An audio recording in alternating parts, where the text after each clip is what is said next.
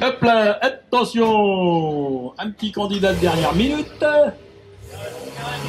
qui va nous prendre toute la place sur la route, comme ça Guy va pas pouvoir faire demi-tour. C'est exprès. 30 amateurs d'américaines, surtout d'American 50s. C'est Willis qui va nous présenter ça. Packard. Modèle 1953.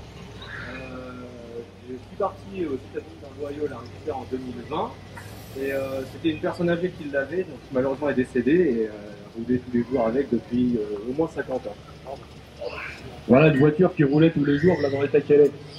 Parce qu'au niveau restauration, qu'est-ce qu'il y a eu de fait là-dessus?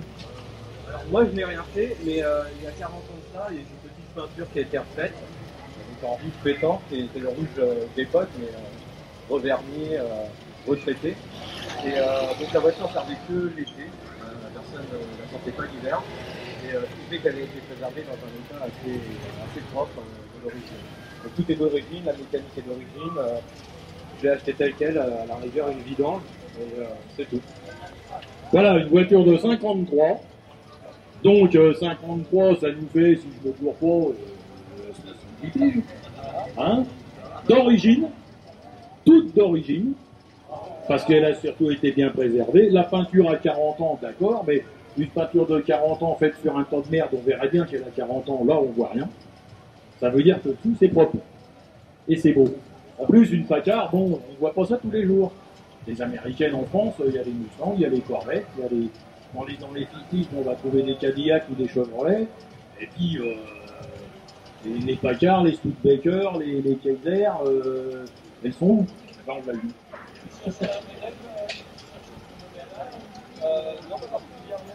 Alors là, j'ai plus General Motors, donc j'ai une Cadillac à la maison, 1947.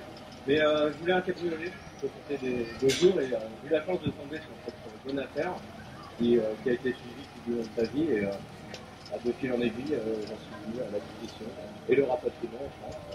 Je l'ai fait sortir de son noyau de montage, il a resté 70 ans là-bas. Maintenant c'est la France. Ouais, il était temps qu'elle voit un peu de pays. Elle roule un peu. Ah oui, c'est un vrai passionné. Et une vraie belle voiture. Merci Willis. Oui, alors oui. Le Bionic Eye, pour te faire avouer. Le petit phare de travail couplé que rétroviseur. Il y a plusieurs types d'options, c'est boîte automatique.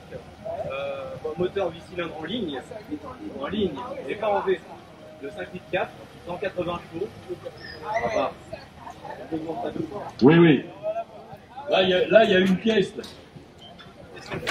Parce que c'est vrai qu'on s'en rappelle plus. Quand on parle américaine, on parle V8, mais sur les petits modèles, c'était pas forcément des V8, c'était des 600 lignes. Et puis, c'est surtout Ford qui a popularisé le V8 dans les années 30. Et les grandes marques, par exemple Buick, Oldsmobile, tout ça, ils avaient plutôt des 8 en ligne. On va dire que c'est vers le milieu des années 50 que les V8 ont vraiment commencé à se généraliser sur toute la production américaine. C'est pas si grand que ça, mais pour 5 kg quand même, on va être con.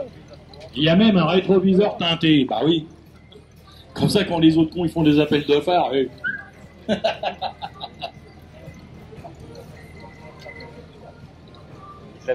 bah oui, tu nous fais ton joli petit succès. Oui, Packard était une marque de haut de gamme, exactement.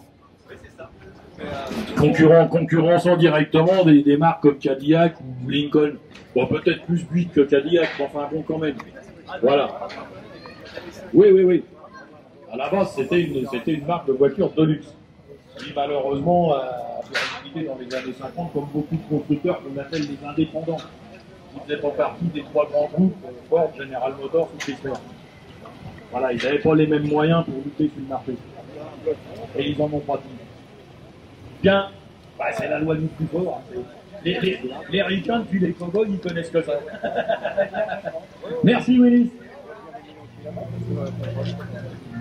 Bien, c'était donc, je pense, notre dernière présentation. Maintenant, le jury va faire son œuvre. Merci.